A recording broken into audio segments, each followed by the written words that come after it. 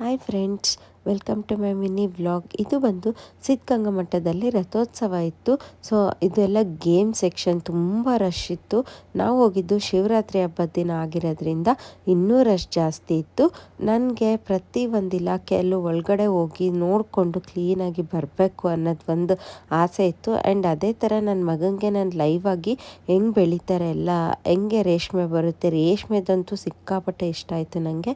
ಪ್ರತಿ ಒಂದೂ ಲೈವ್ ಆಗಿತ್ತು. ಸೊ ಹಾಗಾಗಿ ನನಗೆ ತುಂಬ ವ್ಯಾಲ್ಯೂಯಬಲ್ ಟೈಮ್ ನಾನು ಸ್ಪೆಂಡ್ ಮಾಡಿದೆ ಅಂತಲೇ ಹೇಳ್ಬೋದು.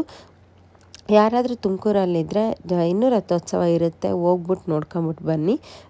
ನಾವು ಪ್ರತಿ ಒಂದರಲ್ಲೂ ಅಷ್ಟು ಡೀಟೇಲಾಗಿ ನೋಡ್ಕೊಂಡು ಬಂದಿದ್ದು.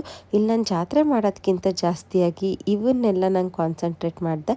ತುಂಬ ಚೆನ್ನಾಗಿತ್ತು. ಆ್ಯಂಡ್ ಲಾಸ್ಟಿಗೆ ನಾನು ಇಲ್ಲಿ ತೊಗೊಂಡಿದ್ದು ಬರೀ 2 ಟಾಪ್, ಅದು ಕೂಡ ಲಾಸ್ಟಿಗೆ ಶೇರ್ ಮಾಡಿದ್ದೀನಿ. ಇಂಟ್ರೆಸ್ಟ್ ಇದ್ದರೆ ಹೋಗ್ಬಿಟ್ಟು ತೊಗೊಳ್ಳಿ. Thanks for watching.